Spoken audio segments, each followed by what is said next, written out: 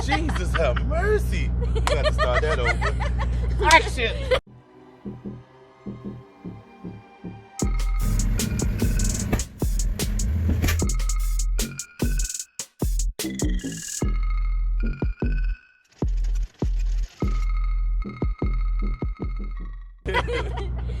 Hey everybody, welcome to another episode of Moto Me, and this time we have something a little different. We're able to talk to another trucker and that works for the same company and has the same dispatcher as us, so it's pretty cool. And he did something that I've been trying to do for a while, which I think is totally brave, is that he was able to just come to us and say, hey, I have a channel, you guys want to be in our channel.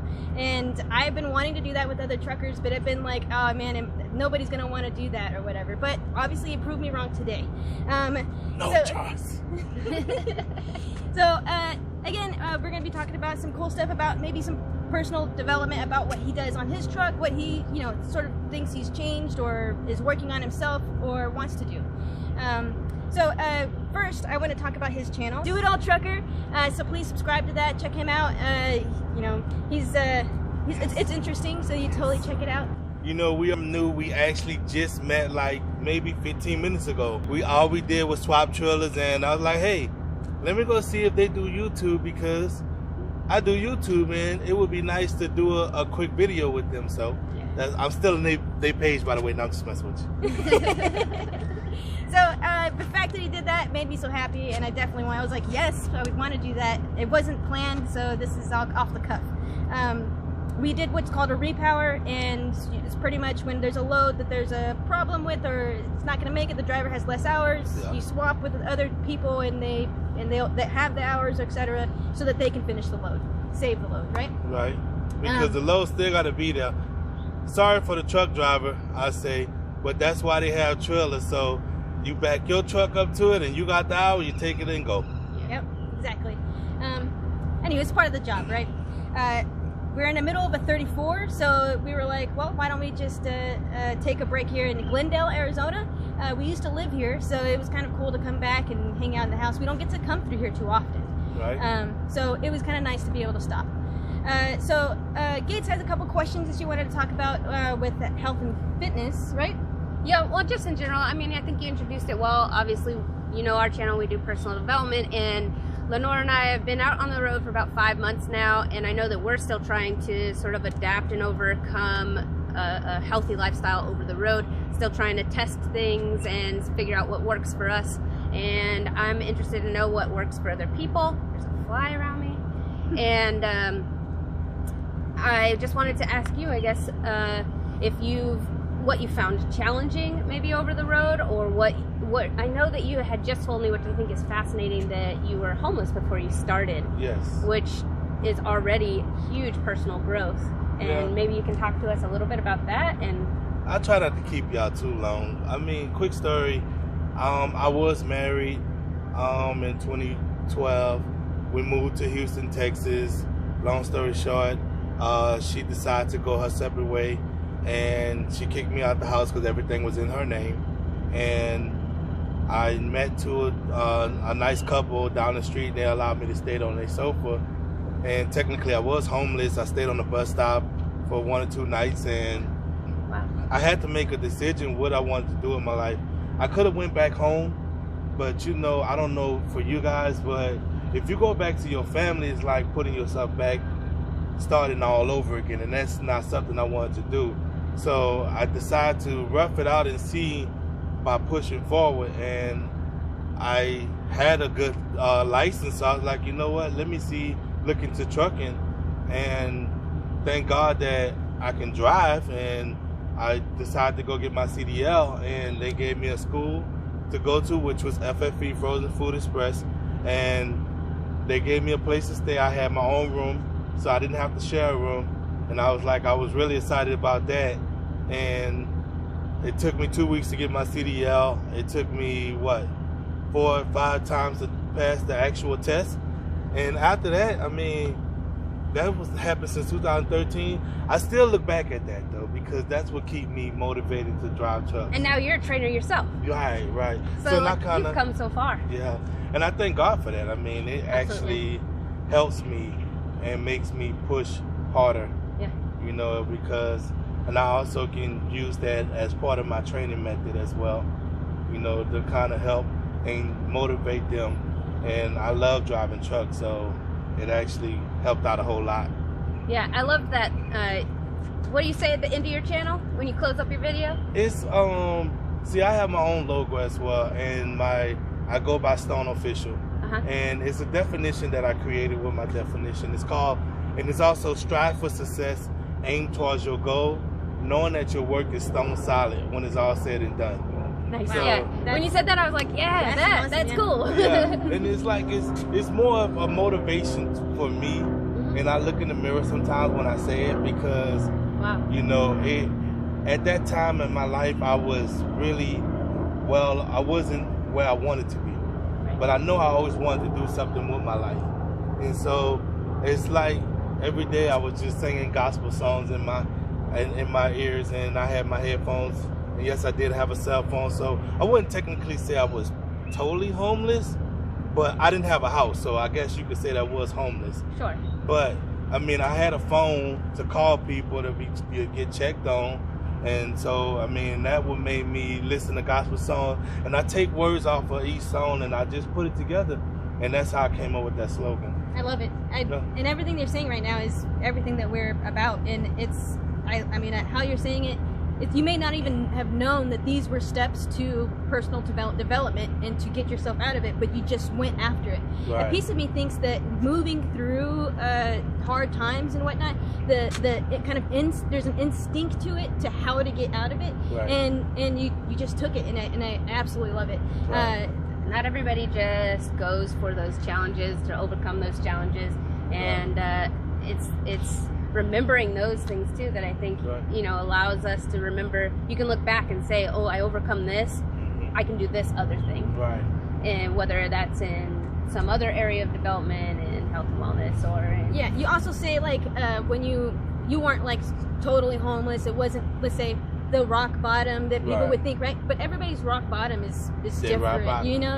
Okay. You know what I mean? So it doesn't have to be like, and that's what I think a lot of people are like, well, I'm not that bad yet, I'm not that bad yet. But if you are uncomfortable in the spot that you're in, and you know you should be somewhere else, or you should be striving for something else, then that should be considered your rock bottom, and then move on, move up. Or the other problem is that it feels too not that bad. Like I noticed there's people that if you're good, then you're good, or if you're bad, then you know that you want to get out of it. But some people are just in that like medium place where like they're not too uncomfortable sitting in their own shit, so they're like, I'll just sit a little longer. And that to me is the most dangerous place that you can be, because you sit and you wait and you wait and then all of a sudden something that was easy to come out of, or more easier to step out of and start to grow and change and follow your goals and stuff, would be easier from the middle up than to think to yourself like, well, it's not that bad until it is, and then you're like, fuck, this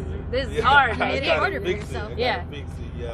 And I mean, and honestly, that's what kind of made me, all of these things y'all saying is what I was looking at, you know. And I love that you looked in the mirror. So do you still do that, like mirror work? I have to. I mean, I feel like if you look in the mirror at yourself and actually set a goal, like my truck will be here in January. And so I'm finally, after 7 years of trucking, after becoming homeless and all of these things, I'm finally able to purchase my first truck.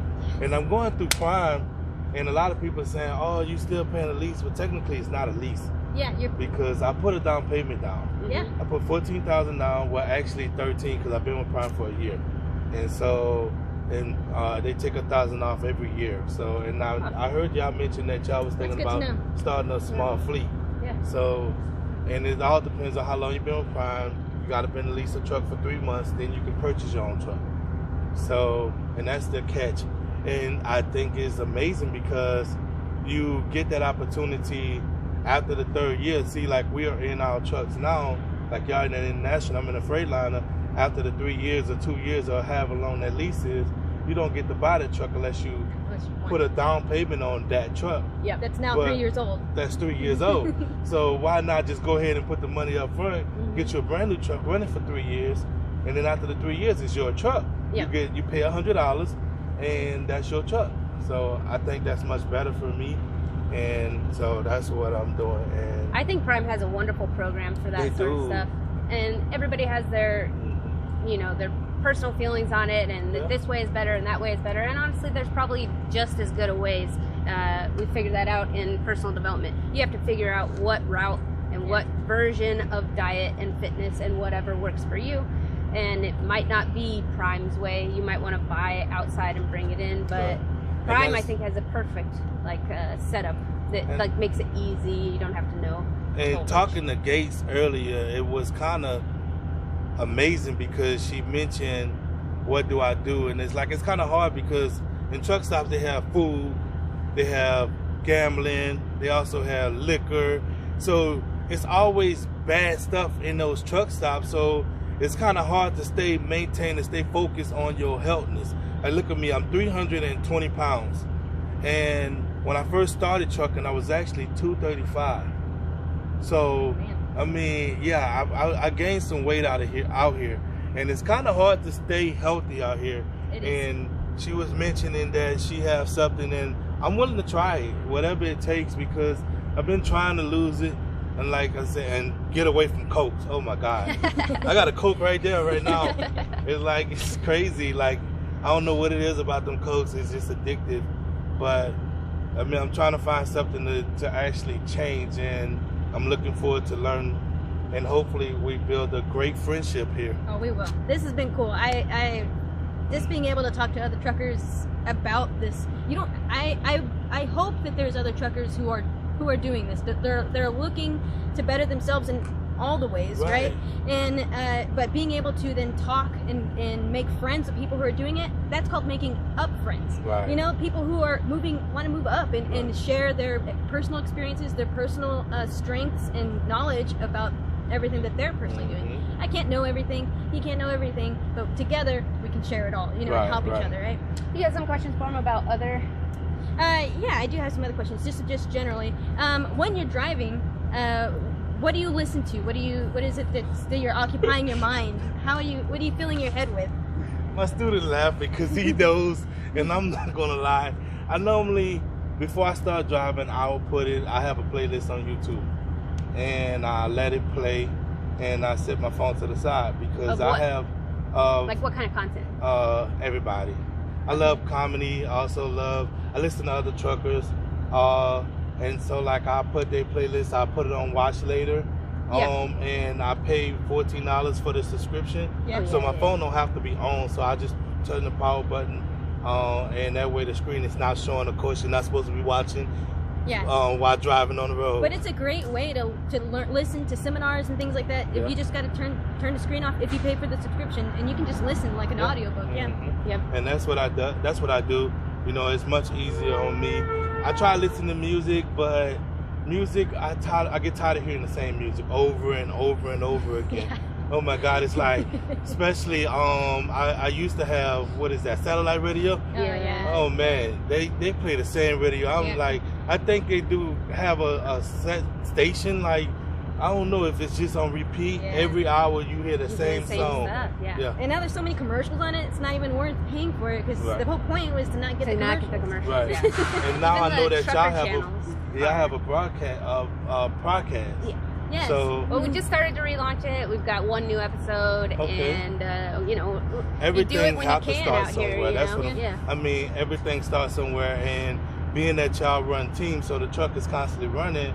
So it's kind of hard for y'all to do a video and actually do a podcast. But whenever one come up, I am subscribed and I have my notification bell on. So as soon as anything pops up, I'm definitely gonna.